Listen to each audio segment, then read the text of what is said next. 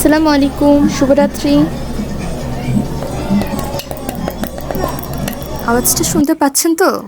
এটি হচ্ছে নর্থেন China traditional একটা স্ন্যাক আইটেম, আর এটাকে ক্যান্ডিড ফ্রুটও বলা হয়।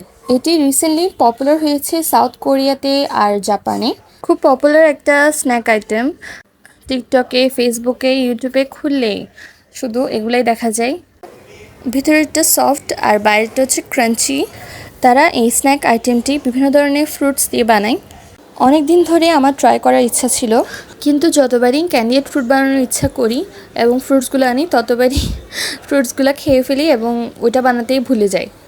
তো উইন্টার সিজনে আমি ভেবেছি যে না, এবার টাঙ্গুলু বানিয়েই ছাড়বো। তো এই তো কতগুলো কমলার খোসা ছাড়িয়ে নিয়েছে আম্মু। এরপর একটা পাত্রে 1 কাপ চিনি, 1 কাপ পানি দিয়ে ভালোভাবে বয়েল করতেছে। ভালোভাবে 10-15 মিনিট বয়েল করলে হয়ে যাবে। এই তো এবার ফ্রুটসগুলো একে একে শিরায় ডুবে নিতে হবে।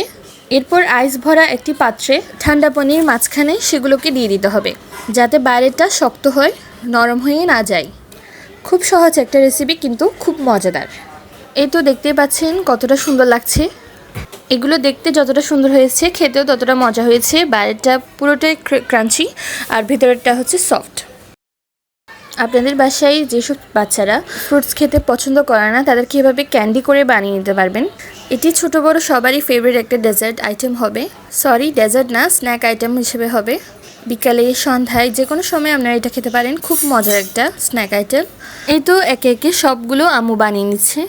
শেষে কতগুলো ক্যান্ডিড ফ্রুট ফেল হয়ে গেছে, কারণ চিনির শিরাগুলো গরম হওয়ার সাথে সাথে আপনাদের টাংগুলো বানিয়ে ফেলতে হবে, কেননা জমাট বেঁধে যাবে। এই তো হয়ে গেল মজাদার ক্যান্ডিড ফ্রুটস। আমি কমলা দিয়ে বানিয়েছি। আপনারা চাইলে বিভিন্ন ধরনের ফ্রুটস আইটেম যেগুলো সাওয়ার, সেগুলো ইউজ করতে পারেন। উইন্টারের সিজনাল ফ্রুটস যে কোনো একটা দিয়ে বানিয়ে দিতে পারেন এই মজাদার একটা স্ন্যাক আইটেম। শুরুতে একটা ক্লিপ দেওয়া হয়েছে, দেখতেই পাচ্ছেন কতটা ক্রাঞ্চি হয়েছে আর কতটা গ্লসিও হয়েছে, দেখতে খুব সুন্দর লাগছে।